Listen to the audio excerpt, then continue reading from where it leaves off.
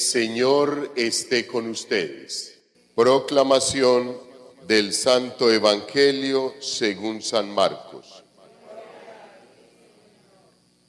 Por la señal de la Santa Cruz de nuestros enemigos, líbranos, Señor Dios nuestro, en el nombre del Padre, del Hijo y del Espíritu Santo. Amén. En aquel tiempo Jesús entró otra vez en la sinagoga y había allí un hombre que tenía una mano paralizada. Lo estaban observando para ver si lo curaba en sábado y poderlo acusar. Entonces le dice al hombre que tenía la mano paralizada: levántate y ponte ahí en medio. Y a ellos les pregunta: ¿qué está permitido en sábado? ¿Hacer lo bueno o lo malo? ¿Salvarle la vida a un hombre o dejarlo morir? Ellos callaban, echando en torno una mirada de ira, y dolido por la dureza de su corazón, dice al hombre: extiende la mano. La extendió y su mano quedó restablecida. En cuanto salieron los fariseos, se confabularon con los herodianos para acabar con él. Palabra del Señor. Bueno, queridos hermanos, el texto bíblico de la lectura del libro de Samuel hoy es muy contundente, queridos hermanos. Nos narra que Saúl manda llamar a David. David ya está ungido, acuérdense. David ha sido ungido rey porque el Señor así lo quiso, porque Dios no vio con agrado la desobediencia del rey Saúl. El rey Saúl había sido elegido por Dios para que guiara a su pueblo, porque el pueblo le insistió que le diera un rey, sabiendo que el rey era Dios. El pueblo no escogió a Dios, sino que quería un ser humano de carne y hueso que organizara un ejército y los defendiera, así como los demás pueblos que estaban alrededor. El pueblo es quien desprecia a Dios, como tú y como yo, constantemente, hijos. Cada que decimos la mentira, cada que actuamos como no es, cada que la conciencia nos dice: no actuaste como era, y después te vas al templo a mostrarte como muy santo y muy santa, es porque no actuaste como deberías de actuar. Y es en tu casa, en tu familia y en tu trabajo y en el entorno del estudio y en la comunidad y en el grupo y en todas partes.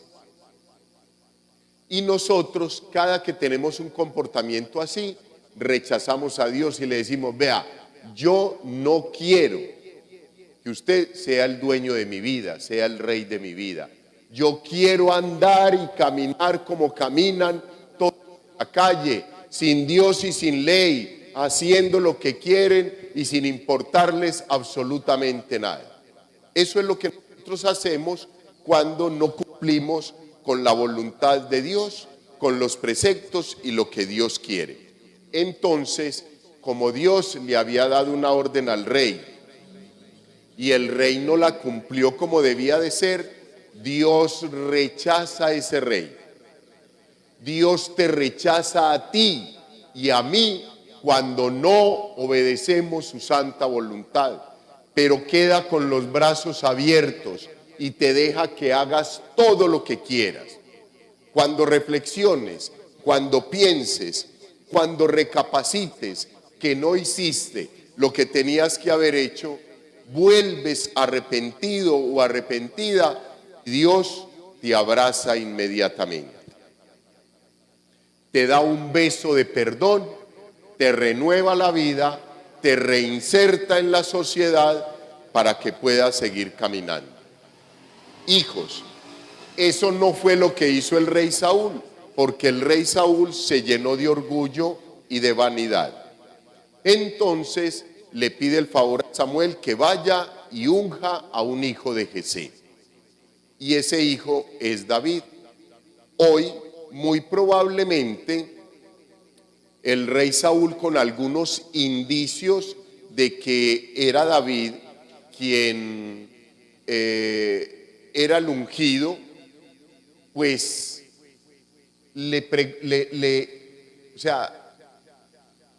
lo hace partícipe de la situación que está viviendo con el gigante y le dice: se me angustia el corazón, lo veo y me asusto.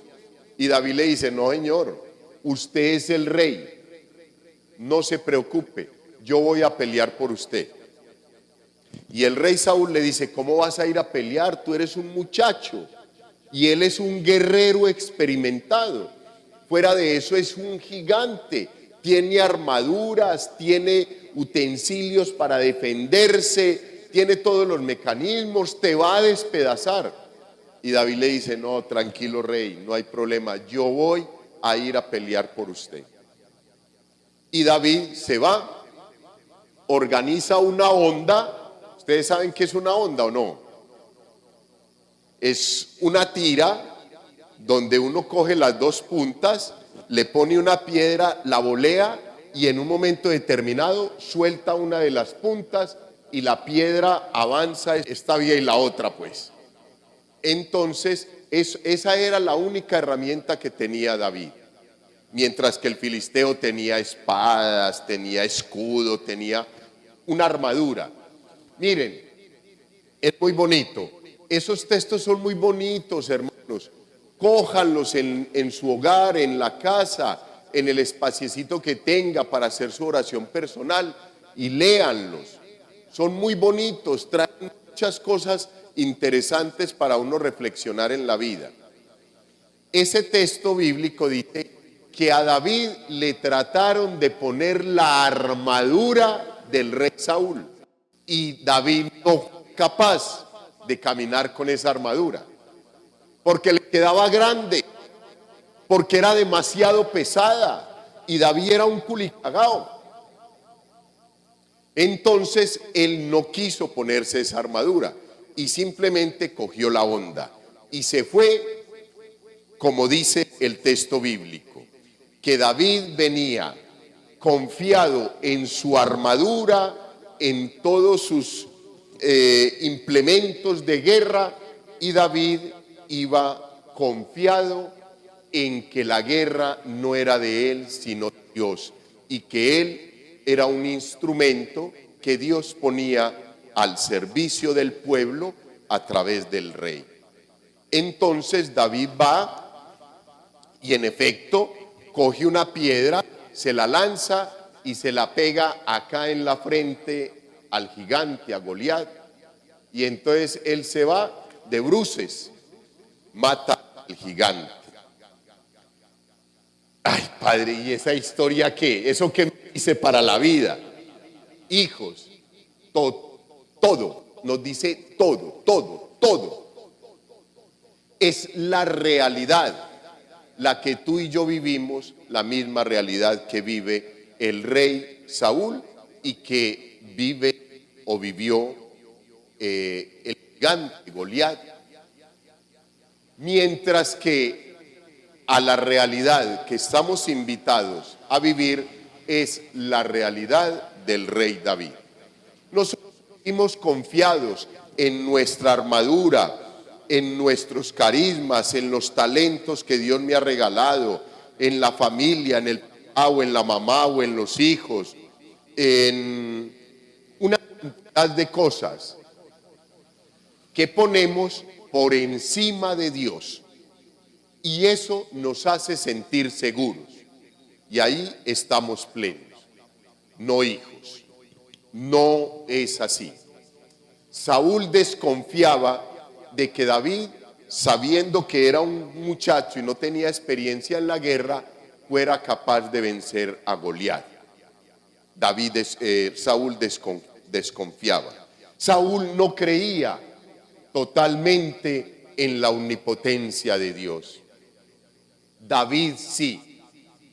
Nosotros en muchas ocasiones somos Saúl, en muchas somos Goliat y en muy pocas somos David.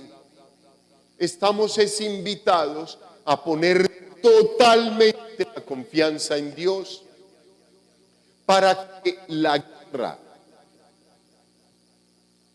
que llevamos a cabo todos los días con el gigante del demonio y de la sociedad no sea una guerra de cada uno de nosotros, sino una guerra que Dios va librando por medio de nuestra oración, por medio de nuestra vida sacramental, por medio de la vida de gracia, por medio de la devoción y el amor a la Santa Eucaristía, por medio del amor y la devoción a la Santísima Virgen María a través del Santo Rosario. De esa forma, esas son las armaduras, esos son los implementos que nosotros tenemos para enfrentarnos a la guerra. No luches más contra el gigante de tu vida, contra el gigante que te espanta, que te atormenta, que te asusta. No luches más tú, solito, solita. Ponte de rodillas ante el Señor, que Él librará la batalla por ti y por mí.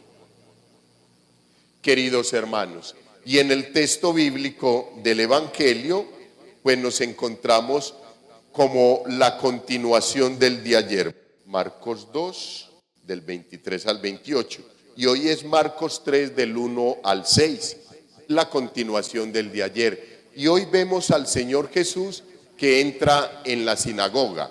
Pero ayer recuerden que era que iba con los discípulos y los discípulos iban cogiendo espigas y los acusaban porque hacían algo que estaba indebido hacer, que estaba indebido el sábado, que no podían hacer el sábado. Y queridos hermanos, ¿será que puede haber algo por encima? ¿Será que puede haber una ley que te impida a ti y a mí comer cuando tenemos hambre, alimentarnos? Yo creo que no, porque es primero el hombre y después la ley.